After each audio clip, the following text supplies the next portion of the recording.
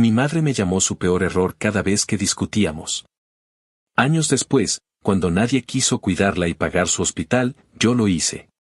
Pero no por amor, sino para que su última mirada fuera la de quien tanto despreció.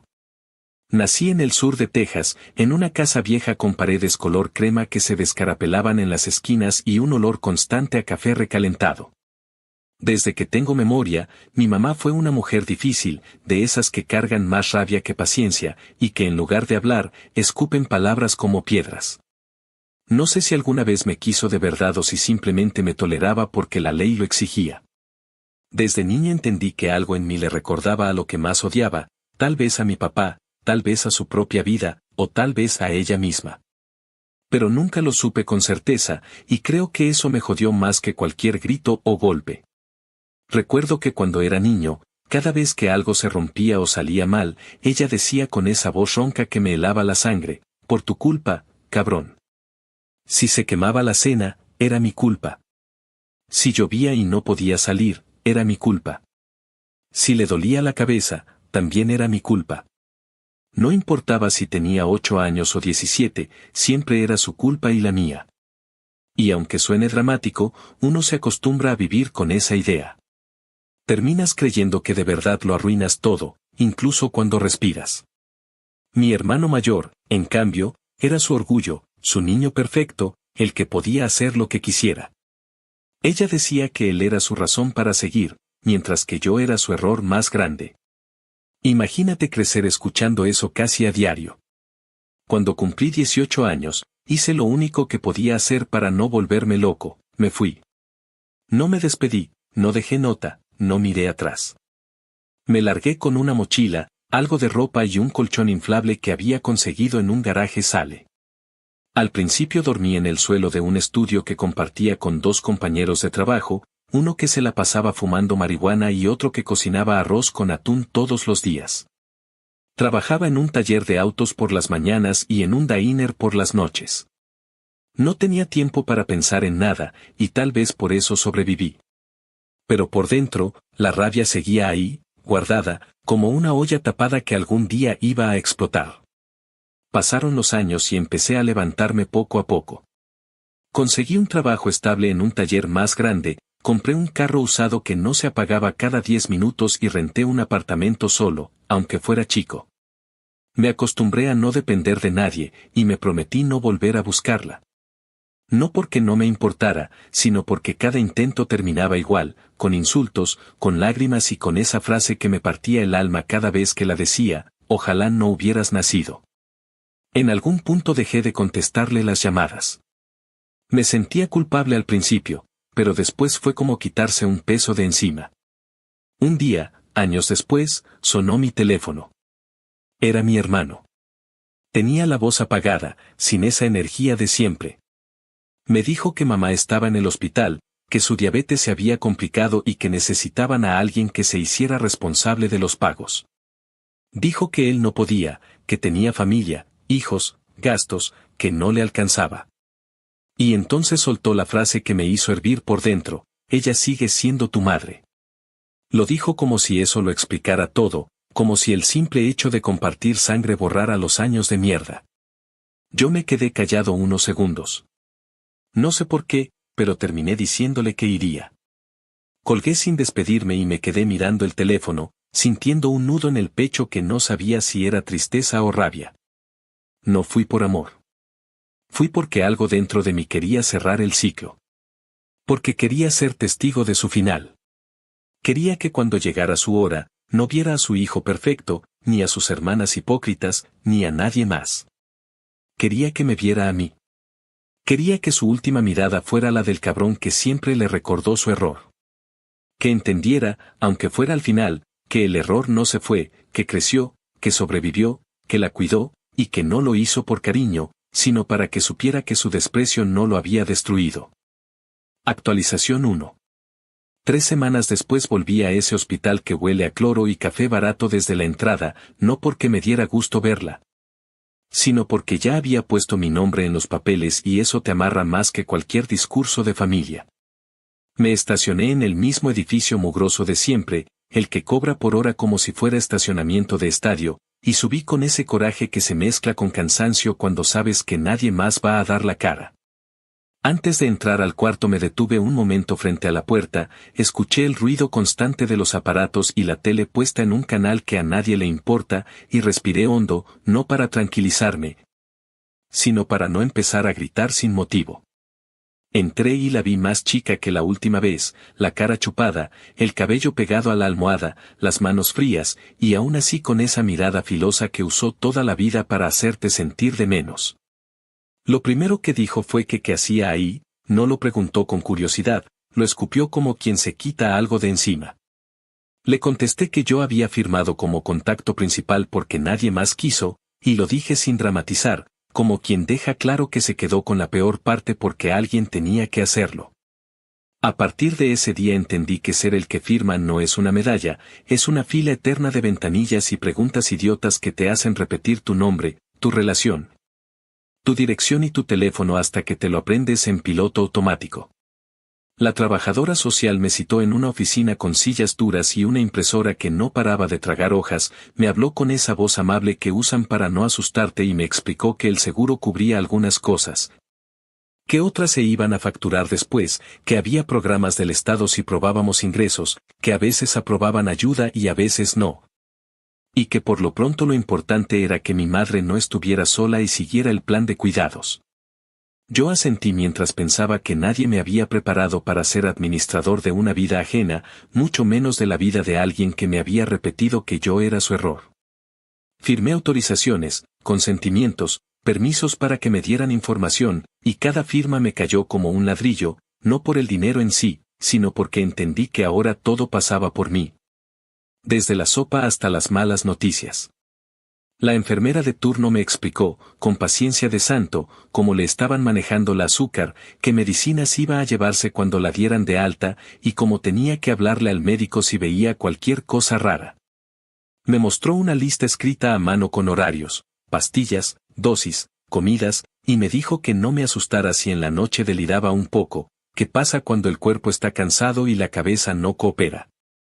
Le pregunté sin rodeos cuánto tiempo iba a seguir así y me dijo que era una montaña rusa, que podía mejorar y luego caer otra vez, que tenía que pensar en lo que vendría después del hospital. Porque el hospital no es una casa y tarde o temprano te mandan a la tuya.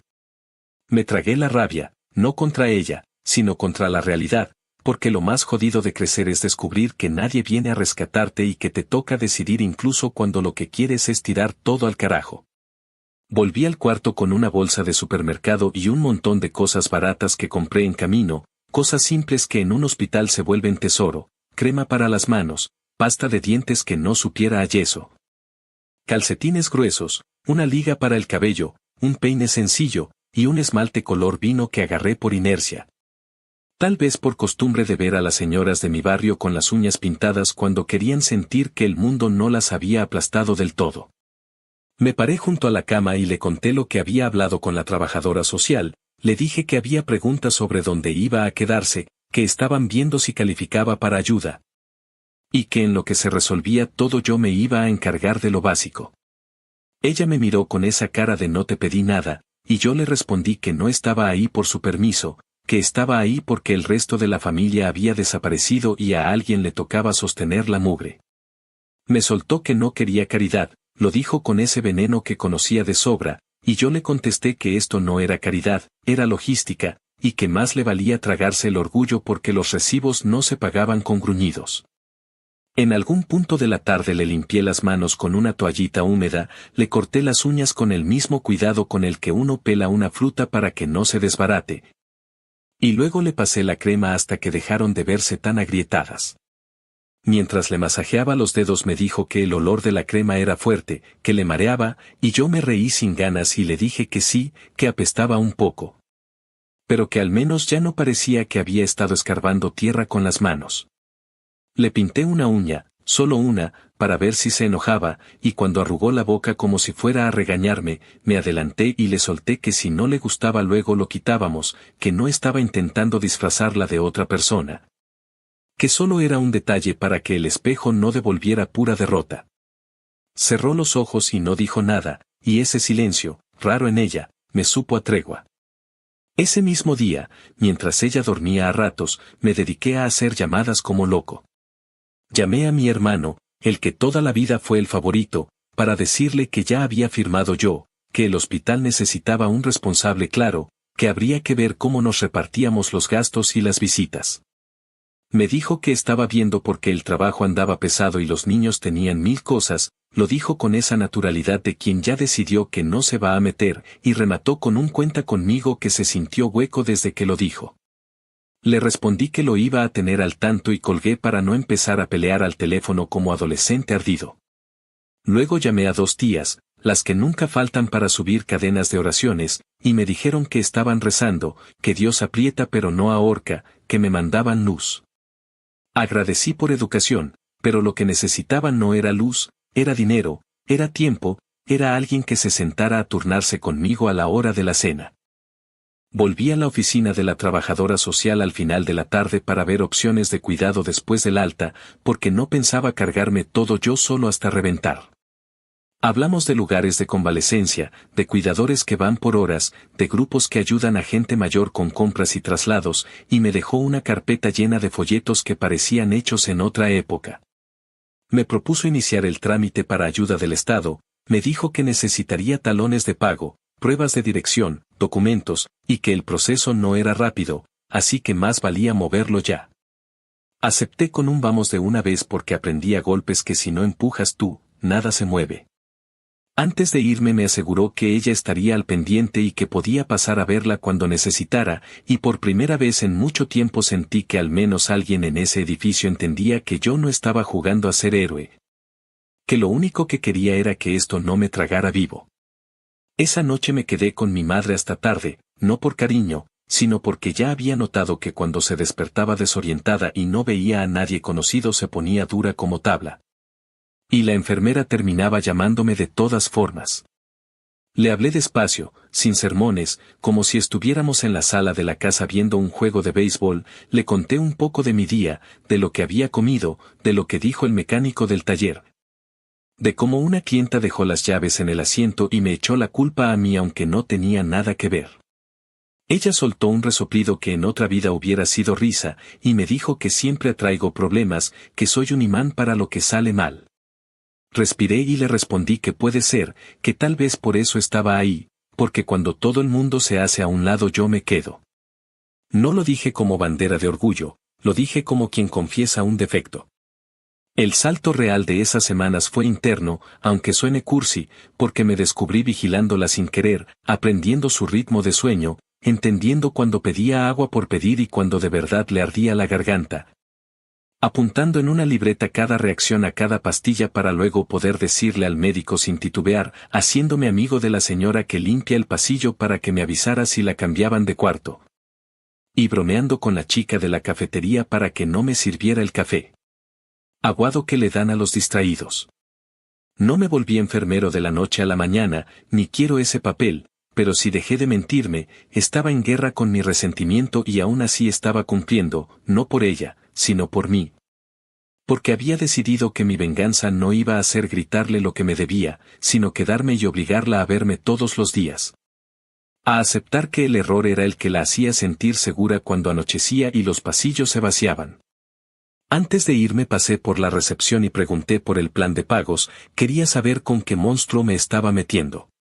La señora me dio una cifra aproximada que me hizo tragar saliva, no me la dijo como amenaza, me la dijo como quien te da el clima antes de salir, y me explicó que podía hacer un trato. Que mientras hubiera intención de pagar no iban a empezar a llamar a cada rato. Le pedí que me imprimiera todo, me lo guardé en la mochila junto con la carpeta de folletos, y me fui al estacionamiento tocando los papeles con la mano como si eso me diera control. Manejé a casa pensando en que estaba entrando a una etapa rara donde cada día iba a ser un intercambio entre orgullo, culpa, coraje y rutina.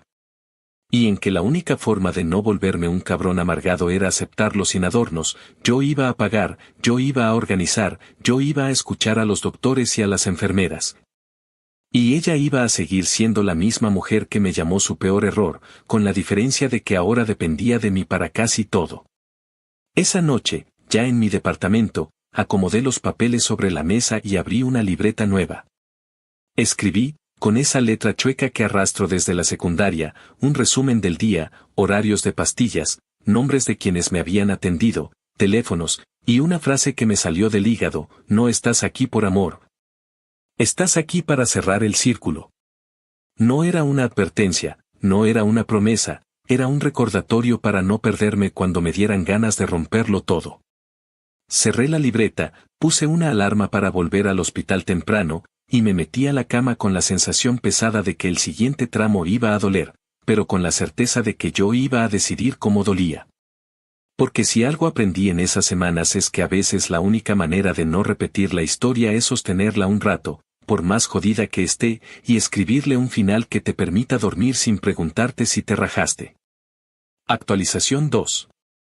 2 meses después me llegó el primer paquete de facturas y cartas del seguro, un montón de sobres con logotipos distintos que parecían escritos para que nadie entendiera nada a la primera.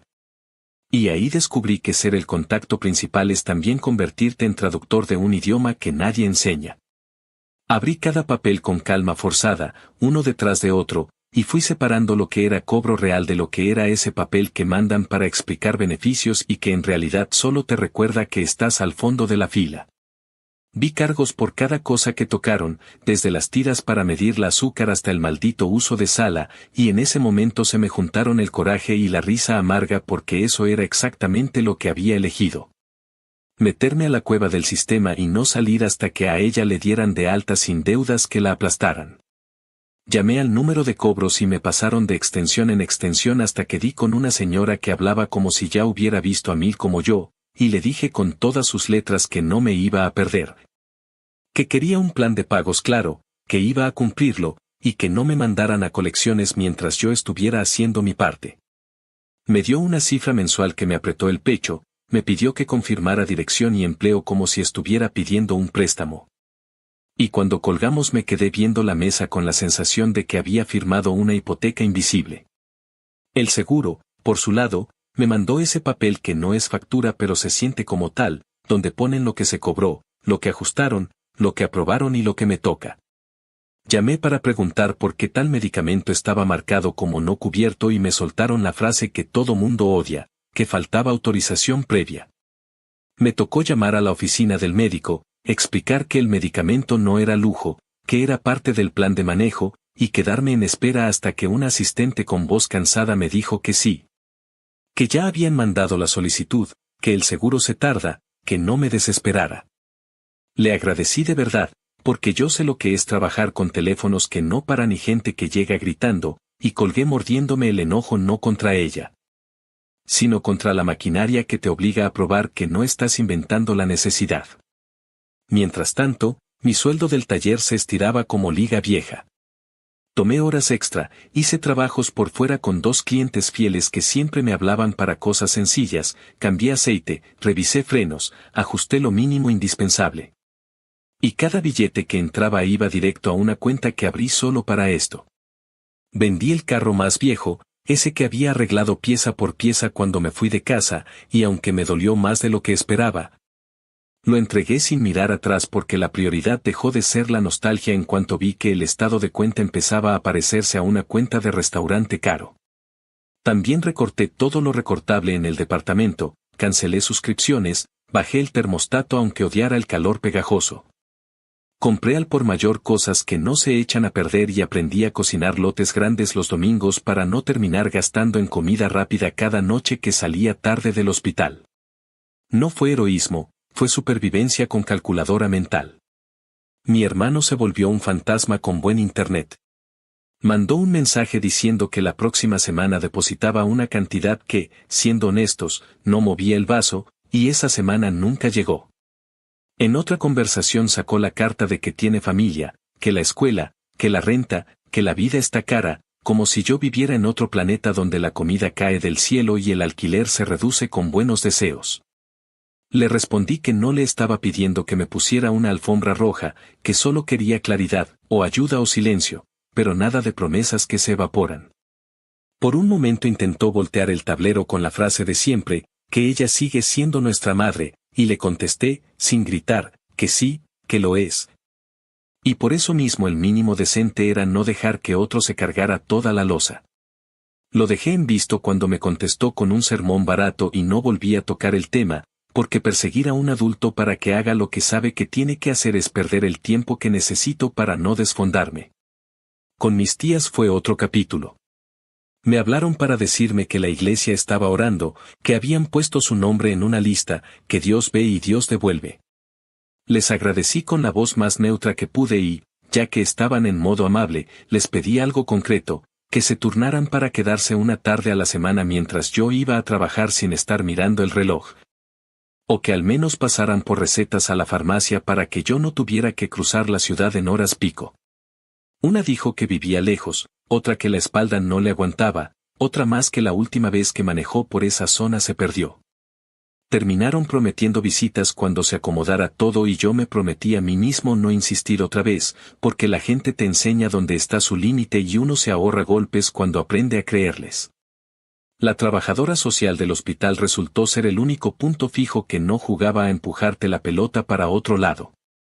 Abrimos juntos la solicitud para la ayuda del Estado, juntamos comprobantes, imprimimos talones de pago, escribimos cartas donde se explica que no hay bienes escondidos ni una cuenta de ahorro bajo el colchón. Y mandamos todo con esa sensación de que al otro lado hay un buzón que traga papeles y los devuelve cuando quiere. Al cabo de unas semanas llegó la respuesta a medias, una carta donde decían que faltaba tal documento, que revisáramos tal fecha, que reenviáramos copia certificada de un papel que solo existe en papel. Y me tocó hacer la peregrinación de oficina en oficina, pedir días en el taller y pagar copias que nadie debería estar pagando. Cuando la segunda respuesta fue más clara, supe que no todo estaba perdido, habían aprobado una parte y el resto lo iban a evaluar, lo cual, en este país, ya es una victoria que se celebra con una siesta. No todo era escritorio y teléfono. En el cuarto de mi madre la rutina se volvió un reloj, revisar el medidor de azúcar a horas fijas, vigilar la rutina de comidas con la paciencia que uno usa cuando practica con un cachorro. Hablar con la enfermera sobre los cambios de turno, asegurarme de que las pastillas se tomaran sin discutir y de que las vendas estuvieran limpias. Aprendí a mirar señales pequeñas, esa cara que pone cuando se le baja el azúcar, esa manera de mover las manos cuando miente para no tomar agua. Ese tono con el que me pedía que le cambiara el canal como si fuera capricho pero que en realidad era miedo a quedarse sola con su cabeza. No era cariño de película, era una vigilancia obstinada que a veces me dejaba seco, y aún así, cuando me iba, aseguraba la barra de la cama, acomodaba la sábana. Y dejaba el control remoto al alcance porque conozco sus mañas desde que era niño y sé que si no lo ve, lo da por perdido. Conseguí a Mari, una cuidadora que recomendó la misma trabajadora social, y que entró como si ya supiera que en esa casa todos necesitamos un adulto confiable que no esté jugando a salvar a nadie. Hicimos un trato de horas fijas, me pidió las cosas por su nombre, no aceptó menos del pago justo, y eso me gustó, porque la gente que se sabe necesaria y cobra lo que vale es la que hace que las cosas funcionen. Ella me mandaba mensajes cortos después de cada turno, me decía que comió bien, que caminó hasta la puerta, que se enojó por la sopa, que se calmó con música. Y yo respiraba con un poco de alivio mientras en el taller me llenaba de grasa hasta los codos. La primera vez que Mari me dijo que mi madre se quedó viendo por la ventana y murmuró que no pensó llegar a esa edad con tanto cansancio, sentí una punzada rara, no de lástima, sino de reconocimiento. Ella y yo compartimos el agotamiento, pero yo todavía podía parar, ducharme y acostarme sin pedir permiso. En medio de todo eso seguí con terapia, porque si la soltaba me volvía un cohete sin dirección. Le conté a mi terapeuta el plan de pagos, el silencio de mi hermano, la forma en que algunos parientes se acomodan para opinar sin aparecerse, y esa satisfacción incómoda que me provocaba estar al frente de todo. Me preguntó si mi venganza se estaba comiendo mi vida o si la estaba ordenando, y le contesté que por primera vez no estaba huyendo, que sí, que había rabia, y que no me daba pena admitirlo, pero que cada firma, cada visita, cada trámite, eran también una manera de mostrarme que yo podía cuidar sin repetir los golpes que me dieron. Me dijo que no romantizara el aguante, que no me convirtiera en mártir y que soltara donde se pudiera, y salí de ahí con la idea sencilla de que soltar no siempre es dejar de ir, a veces es dejar de discutir en círculos. Desde ese día dejé de buscar a quien no quería estar y me concentré en los que sí estaban, que éramos pocos pero suficientes. Cuando mi madre estuvo lo bastante estable la pasaron a un plan de rehabilitación dentro del mismo hospital y ahí comenzó otro tipo de combate. Los terapeutas físicos la hacían levantarse, dar pasos cortos, sentarse y pararse, y yo aprendí a motivarla sin tratarla como a una niña. Le hablaba claro, que si no se movía, el cuerpo se iba a oxidar, que yo no iba a poder cargarla toda la vida, que si quería dar órdenes, tenía que recuperar fuerzas para sostenerse en su silla. Ella respondía con la vieja soberbia, se quejaba, me acusaba de cruel, y yo le respondía delante de todos, con la calma de quien ya perdió la vergüenza, que a mí me había llamado la peor equivocación de su vida y aquí estaba. Con el protocolo en la mano y la paciencia contada, ayudándola a levantarse sin caerse. Hubo un día en que me dijo, con los dientes apretados, que no le debía nada a nadie, y yo le contesté que yo tampoco, y ahí nos quedamos, mirándonos, entendiendo que la única deuda real era con uno mismo. En lo práctico, abrí un calendario en la pared del departamento, marqué con marcador grueso los días de citas, las visitas de Mari, las fechas de pago, y los recordatorios para renovar recetas. Fui a la farmacia y dejé lista la orden para que prepararan las cajas de pastilleros semanales, porque si algo aprendí es que el error más caro siempre llega por confundir horarios. Hablé con el banco para automatizar los pagos fijos y evitar sorpresas, y me inscribí a los portales en línea del hospital y del seguro. Esa cosa que todo mundo dice que facilita y en realidad te obliga a recordar contraseñas que cambian cada cierto tiempo. Funciona a medias, pero mejor a medias que a ciegas. En estos 2 meses descubrí que la culpa es un bicho que se mete por cualquier rendija y hay que taparla con hechos concretos. Cuando alguien insinuaba que yo estaba exagerando, que podía relajarme, que no todo tenía que pasar por mis manos, les daba un resumen de lo que había hecho esa semana y se acababa la conversación.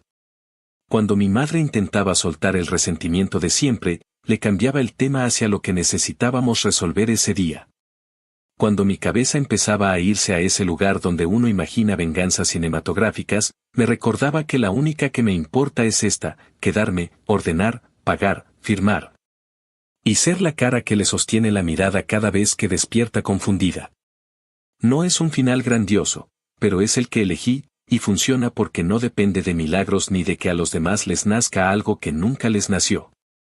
Cerrando este tramo, lo que más pesa no es la cuenta ni la logística, sino la claridad con la que entendí que nadie va a venir a absolverme ni a condenarme. Puedo ser el hijo resentido que paga puntualmente, el adulto cansado que organiza sin aplausos, y el hombre que admite que quiere estar ahí cuando ella se vaya no para darle paz, sino para que su última imagen sea la mía. La del supuesto error que no se quebró. Esa certeza, que para muchos sonará cruel, es lo único que me mantiene recto cuando el cansancio aprieta. Porque sí, la estoy cuidando, pero no desde el amor que nunca nos tuvimos, sino desde la decisión consciente de escribir yo mismo el cierre que ella no supo escribir. Y a diferencia de cuando era niño, esta vez el final lo marco yo. Actualización 3. 6 meses después la dieron de alta con una lista de instrucciones que parecía un contrato y con un cuerpo que ya no era el mismo. Volver a su casa fue otro tipo de golpe, no tanto por la nostalgia sino por la realidad. Ese lugar se había detenido en el tiempo, con los mismos muebles cubiertos de polvo, los cuadros torcidos, los frascos vacíos en la cocina y un olor a encierro que se pega a la ropa. Entré antes que ella para abrir las ventanas, mover cosas, tirar lo que estaba podrido y dejar espacio para lo que venía. No lo hice con cariño, lo hice con rabia contenida, con esa energía que se usa para no gritar. Tiré yogures vencidos, pan duro, bolsas medio abiertas con arroz, frascos de salsa caducada y todo lo que encontraba con moho. Ella, desde la puerta, me reclamaba que no tirara lo que todavía servía y yo le respondí sin levantar la voz que eso ya no servía ni como decoración. No era una pelea, era la confirmación de que seguíamos siendo los mismos dos que no sabían hablar sin pincharse. Traía una cama articulada alquilada por el seguro y una silla de ruedas que me enseñaron a usar con cuidado para no dejarme la espalda. La acomodé en su cuarto, moví la cómoda que pesaba como si tuviera cemento adentro, saqué el colchón viejo y puse uno más firme. Le instalé las barras en el baño y puse lámparas con sensor porque ya me veía venir las caídas nocturnas. Mari, la cuidadora, empezó 3 tardes a la semana, y desde el primer día entendió que ahí no se necesitaban discursos, solo constancia. Me ayudó a organizar el horario de comidas, las medicinas y los ejercicios. Acordamos que ella se encargaría del baño y la limpieza ligera y que yo me haría cargo de todo lo demás. Cada día era una rutina medida: desayuno a las 8, pastillas, caminata corta por el pasillo, descanso, almuerzo, medicinas de la tarde y un silencio incómodo hasta que anochecía. En esos silencios yo intentaba no pensar demasiado, porque si lo hacía me volvía a aparecer el niño que quería gritarle que lo dejara en paz. El cambio fue lento y desgastante. Había días buenos, donde comía sin quejarse y hasta hacía bromas pequeñas, y había otros donde se cerraba completamente y cualquier cosa era excusa para discutir. Un día me soltó sin mirarme que si no hubiera tenido hijos habría sido feliz. Lo dijo con el mismo tono con el que uno comenta el clima, pero me perforó. Sentí cómo se me endurecía la cara y solo atiné a apagar la televisión. No le grité, no le devolví el golpe con palabras, solo le respondí que al menos el hijo que le arruinó la vida estaba ahí dándole de comer, y que podía agradecer eso o callarse. Se quedó muda, me observó unos segundos y giró la cabeza hacia la ventana.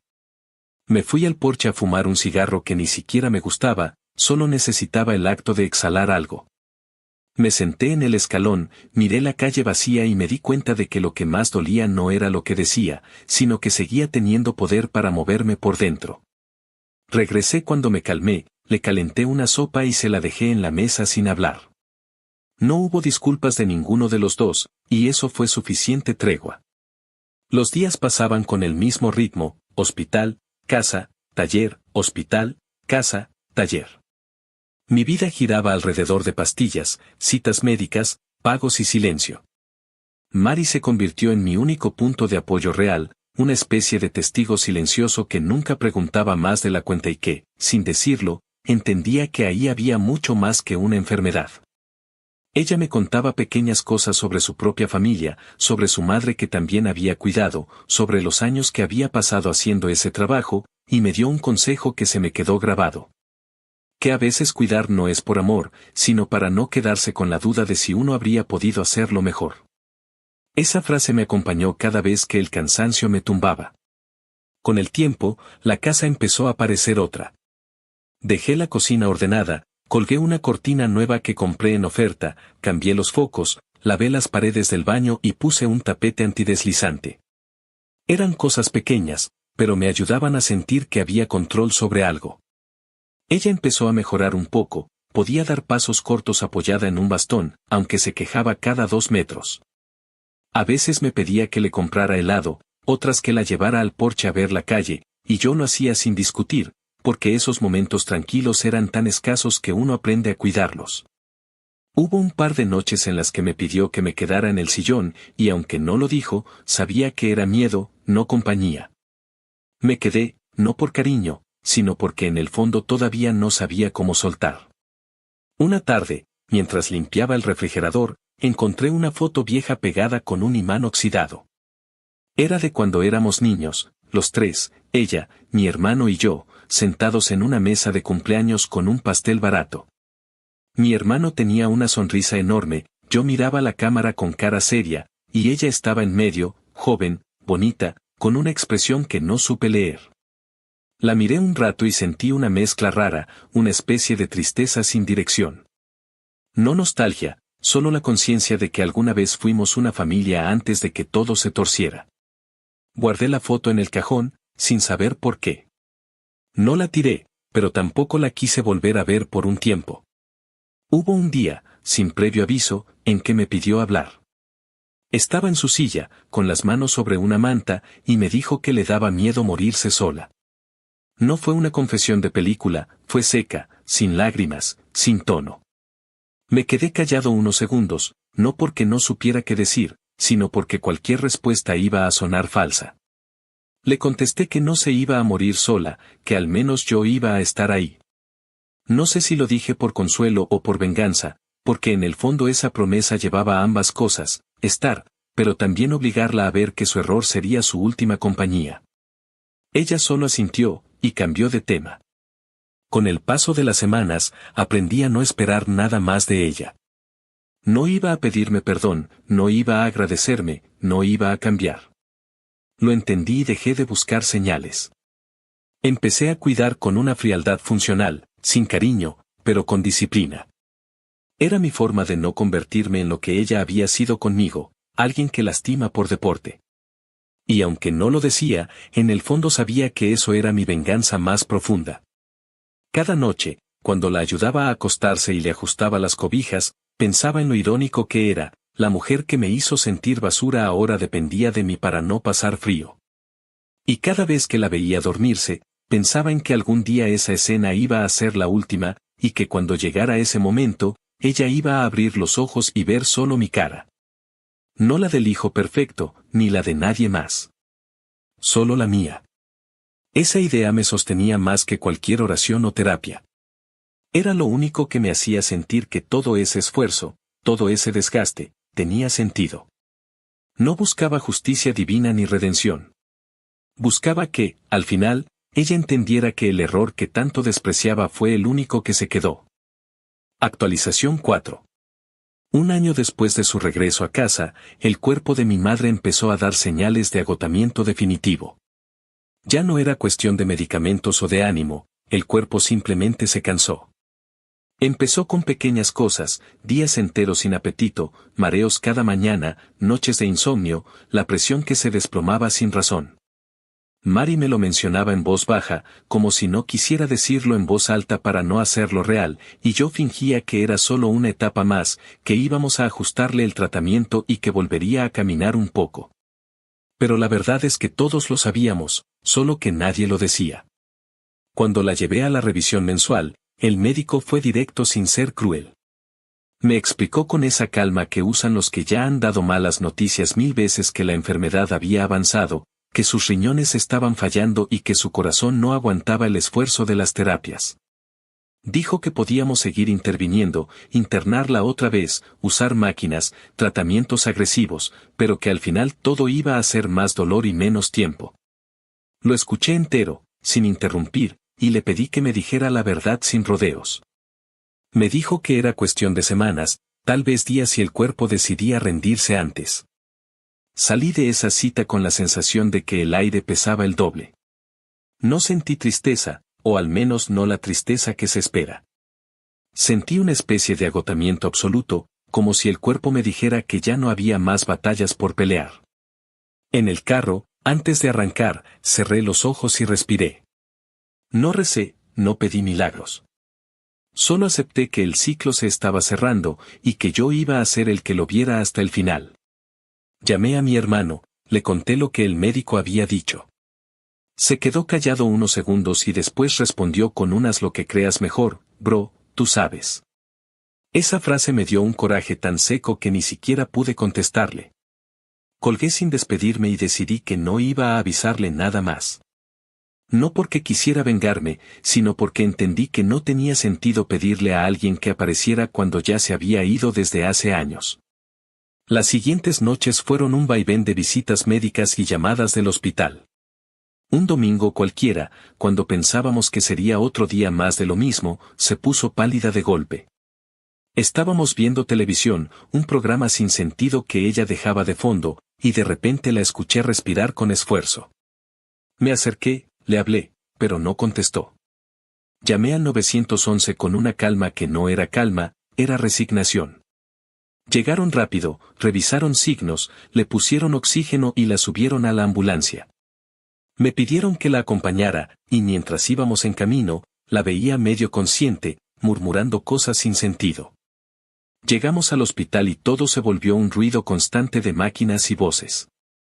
Los médicos entraban y salían, revisaban monitores, hablaban en términos que ya conocía de memoria. Uno de ellos me tomó del brazo y me dijo que la situación era crítica, que había que decidir qué tanto queríamos intervenir. Le pregunté qué quería decir exactamente con intervenir y me explicó, sin adornos, que podían intubarla, mantenerla con respirador, usar fármacos para forzar su corazón, pero que eso no iba a cambiar el desenlace. Solo iba a prolongar el proceso. Me quedé callado un rato, pensando en lo que significaba. No quería ser el hijo que decide cuando su madre deja de respirar, pero ya lo era. Dije con voz firme que no quería que la torturaran. Que hicieran lo necesario para que no sufriera, pero que no la ataran a una máquina. El médico asintió, me agradeció la claridad y me dijo que iban a pasarla a una habitación tranquila. Esa noche me quedé ahí, en una silla incómoda al lado de su cama, escuchando el bip del monitor que iba marcando su ritmo, más lento cada hora. Le humedecí los labios con una esponjita, le ajusté la manta y le puse un poco de música en el teléfono, canciones viejas que solía cantar cuando era joven, esas que ponía los domingos mientras limpiaba la casa. A veces se despertaba y me miraba sin decir nada, otras parecían no reconocerme. En uno de esos momentos abrió los ojos, me miró fijo, y me pidió agua. Le di un sorbo y me dijo apenas audible que no quería seguir así, que estaba cansada. Le respondí que lo sabía, que no tenía que decir más. Me miró como si quisiera disculparse por algo, pero las palabras se le quedaron en la garganta. Luego, casi en un susurro, me dijo que yo no había sido su peor error. No lo dijo con dramatismo, ni con lágrimas, lo dijo como quien entrega un secreto a medias. Sentí una punzada en el pecho, una mezcla de rabia y alivio. Le respondí sin tono, solo con cansancio, que llegaba tarde. Ella me miró y dijo, ya lo sé. No hubo más. No hubo abrazo, ni reconciliación de película, ni perdón celestial. Solo esa frase que sonó más a rendición que a disculpa. Las horas siguientes pasaron lentas, con enfermeras entrando y saliendo, ajustando cables, revisando notas, ofreciendo café. Me trajeron una bandeja con comida que no toqué. No podía comer, no podía dormir, solo miraba el monitor bajar poco a poco. En algún momento vino una doctora joven a explicarme que el cuerpo ya estaba fallando por completo, que era cuestión de tiempo, y me preguntó si quería que me llamaran cuando sucediera o si prefería quedarme. Le dije que me quedaba. No iba a dejar que se fuera sin mí. Pasé la madrugada ahí, con la espalda hecha trizas y los ojos secos, pensando en todo y en nada al mismo tiempo. Recordé los gritos, las peleas, las veces que me dijo que yo no servía para nada, y recordé también las pocas veces en que no me gritó, esos raros días donde simplemente me dejaba existir. Pensé en que al final, a pesar de todo, era mi madre, y que eso no la hacía buena ni mala, solo humana, rota y cansada como cualquiera. Cuando amaneció, ya no tenía fuerzas para hablar. Le sostuve la mano y sentí que la piel estaba fría. Le dije cosas simples, no para ella, sino para mí, que la casa estaba en orden, que las facturas estaban pagadas, que Mari había sido buena con ella, que los astros estaban ganando. Le dije que si quería irse, podía hacerlo, que ya no había nada que probar. No sé si me escuchó, pero por un segundo me pareció que me apretó la mano. No duró mucho. El monitor empezó a emitir ese sonido plano y largo que todos tememos, y una enfermera entró rápido. Miró la pantalla, me miró a mí y bajó el volumen. Me pidió que esperara afuera un momento mientras confirmaban todo. Me levanté despacio, sentí las piernas pesadas, y salí sin decir nada. El pasillo olía a desinfectante y a silencio. No lloré, ni me derrumbé, solo me senté en una de esas sillas azules de plástico que siempre están medio rotas. Me quedé ahí mirando la pared hasta que la enfermera volvió y me dijo que ya había pasado, que lo sentía mucho. Le agradecí sin emoción y firmé los papeles que me pusieron enfrente. No recuerdo exactamente qué firmé, solo que escribí mi nombre una y otra vez, hasta que se me entumió la mano. Luego me dieron una bolsa con sus cosas, el anillo que nunca se quitaba, un rosario viejo, una libreta con letras torcidas, y la bata doblada dentro de una bolsa plástica. La tomé y caminé hasta el estacionamiento. El sol pegaba fuerte, pero no sentía nada. Subí al carro, dejé la bolsa en el asiento y me quedé ahí, mirando hacia adelante sin pensar. En el camino de regreso no puse música, no llamé a nadie. Manejé con la cabeza vacía. Llegué a mi departamento, me quité los zapatos, y me dejé caer en la cama con la ropa puesta. Dormí 12 horas seguidas. Cuando desperté, ya era de noche. Fui a la cocina, hice café, tosté pan y me senté frente a la ventana. No sentí alivio, ni tristeza, ni satisfacción. Sentí silencio, un silencio que por fin era mío. Su muerte no me liberó, pero me dio cierre. Todo lo que vine cargando desde que era niño se quedó ahí, en ese hospital, junto a ella. Y aunque nunca lo diría en voz alta, sé que lo cumplí, estuve ahí hasta el final, no por amor, sino por decisión. Porque al final, mi venganza no fue verla sufrir, sino quedarme. Que su última mirada fuera la mía, la del error que no se quebró. Actualización final. Pasaron unos días después del entierro y el mundo siguió igual, como si nada hubiera ocurrido. La ciudad no se detiene porque alguien muera, ni siquiera cuando esa muerte te atraviesa la historia completa. El día siguiente fue raro, no por tristeza sino por costumbre rota. Durante tanto tiempo había vivido con la rutina de cuidarla, de revisar pastillas, de coordinar horarios, que despertar sin tener que hacerlo me dejó en una especie de vacío. Me levanté tarde, preparé café sin pensar, me senté en la mesa y me di cuenta de que no tenía ninguna urgencia esperándome. Por primera vez en años, nadie dependía de mí. Esa sensación, en vez de liberarme de inmediato, me pesó. Pasé un buen rato mirando el teléfono, sin saber si debía llamar a alguien o simplemente dejar que el silencio hiciera lo suyo. El funeral fue discreto. Unos cuantos familiares, más por compromiso que por cariño, y el cura repitiendo frases que no tenían nada que ver con ella. Mi hermano llegó tarde, con cara de santo cansado, abrazando a todo el mundo como si hubiera cargado la cruz entera. Se me acercó y me dijo que no sabía qué decir, que esperaba que al final hubiera tenido paz. Le respondí que la tuvo, que todo terminó sin drama. No le conté que estuve ahí, que le hablé, que la última palabra fue esa confesión a medias. No tenía caso. Vi cómo intentaba parecer el hijo ejemplar delante de las tías, esas mismas que no aparecieron en todo el proceso, y sentí un desprecio tan tranquilo que me asustó. No me molesté en discutir ni en recordarle quién estuvo y quién no, el tiempo ya había hecho ese trabajo por mí. Lo dejé hablar, lo dejé posar, lo dejé despedirse como si hubiera sido parte del final, y cuando todo terminó, nos dimos la mano sin rencor pero sin afecto. Fue una despedida práctica, sin drama, sin perdones falsos. Después de eso, me tocó hacer lo que siempre hacen los que se quedan, recoger documentos, cancelar servicios, vaciar la casa. Fui solo, porque nadie más tenía el estómago o las ganas. Mari me acompañó un par de días para ayudarme a organizar lo básico. Guardamos la ropa, empaqué las fotos en cajas, saqué los papeles importantes. Cada cosa tenía un olor que me arrastraba a algún recuerdo, pero no me detuve en ninguno. No quería quedarme atrapado en esa nostalgia que termina volviéndose excusa. Tiré más de lo que guardé. Algunas cosas las llevé a donación, otras al basurero. Cuando terminé, la casa quedó vacía y el silencio era tan grande que casi se podía tocar. Cerré la puerta con llave y sentí que algo en mí también se cerraba. No un alivio completo, pero sí una especie de cierre funcional, como cuando terminas un trabajo largo y sabes que aunque no fue perfecto, ya no queda nada más que hacer. Regresé a mi vida poco a poco.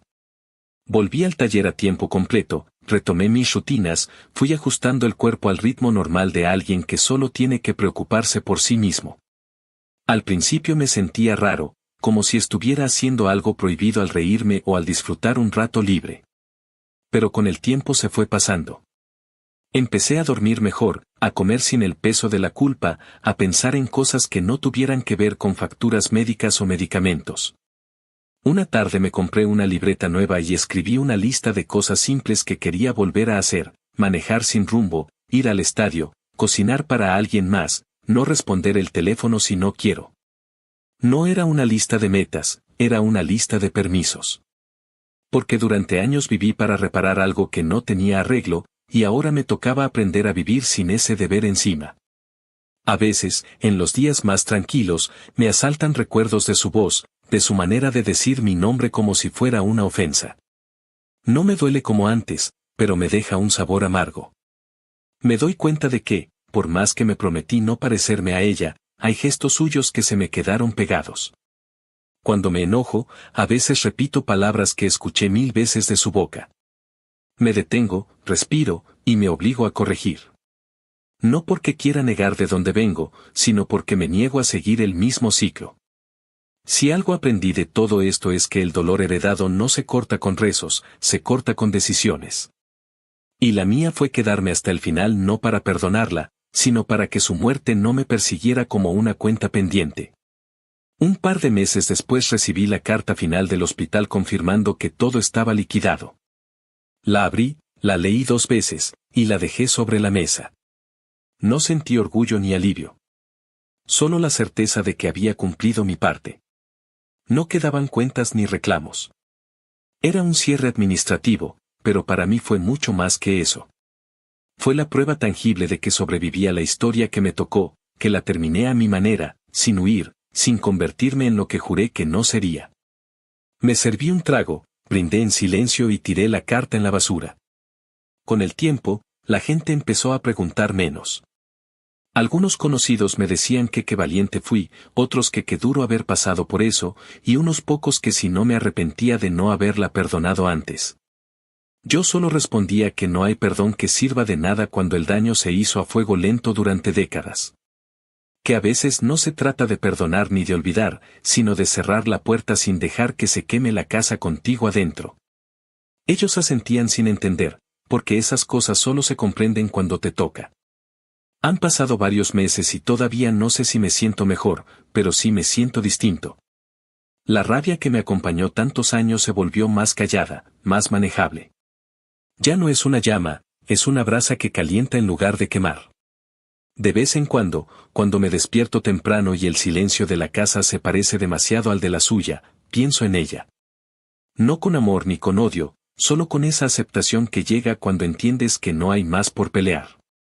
A veces le hablo en voz baja, no como rezo ni como disculpa, sino como quien le habla a un fantasma que ya no asusta. Le digo que lo hice, que me quedé, que cumplí. Que al final, su error aprendió a sobrevivir y a seguir sin ella. Esa fue mi venganza, y también mi liberación, quedarme, pagar, resistir, cuidar, no porque lo mereciera, sino porque yo lo decidí. Que su última mirada fuera la mía, no para que me amara, sino para que entendiera que el error no se quebró. Y ahora que ya no está, no hay triunfo ni derrota, solo un silencio que por fin no duele.